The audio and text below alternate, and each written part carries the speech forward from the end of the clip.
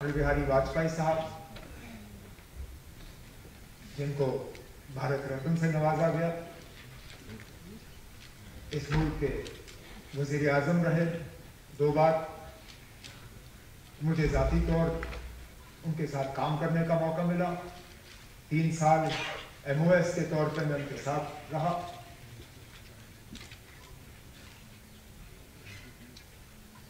बाकी मुल्क के हवाले से जो उनका रोल रहा है वो तो सब जानते हैं। हम जब अटल बिहारी वाजपेयी साहब को याद करते हैं तो बिलखसूस जम्मू कश्मीर के हवाले से याद करते हैं, और जैसे कई सारे यहाँ ऑनरेबल मेंबरों ने जिक्र किया, जब जब हम वाजपेयी साहब को याद करते हैं तो उस हवाले से याद करते हैं कि उन्होंने हमेशा जम्मू कश्मीर के हालात को बेहतर करने की कोशिश की। हमेशा यहाँ का जो तनाव का माहौल रहा, यहाँ जो वायलेंस रही, यहाँ जो हिंदुस्तान और पाकिस्तान को लेके जम्मू कश्मीर के मुतल्लिक रिश्ते खराब रहे, उनको हमेशा सुधारने की कोशिश की, उनको दुरुस्त करने की कोशिश की। वो पहले इस मुल्क के ऐसे लीडर,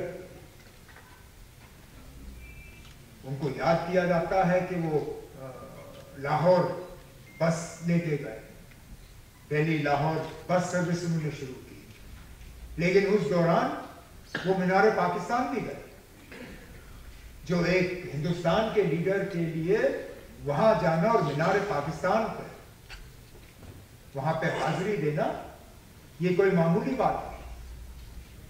फिर सरहद पे खड़े होके कहना कि हम दोस्त बदल सकते हैं, पड़ोसी बदल नहीं सकते। आज के दिन में शायद ही कोई इस तरह की बात करेगा।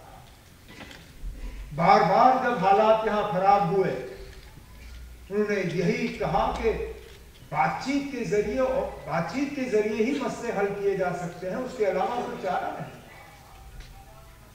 दोस्ती का हाथ बढ़ाते रहे, इस बात के बावजूद कि उसके लिए उनको मुश्किल का सामना करना पड़ा। जब जम्मू कश्मीर के मसले के हवाले से बात की तो कहा कि इंसानियत, जमहूरियत, कश्मीरियत। जम्मू कश्मीर के आर पार के लोग, उनको दोबारा जोड़ने के लिए यहां रास्ते खोले गए, जिनको बदकिस्मती से दोबारा फिर बंद किया गया। उनकी कोशिश थी कि लोग मिले, सिविल सोसाइटी आपस में मिले, एक मतलब पर्सनल रिश्ते कायम। आज तो ऐसा लगता है कि हमें और ज्यादा दूर रखने की कोशिश की जा रही है, कि हम ना ही मिले तो बेहतर है।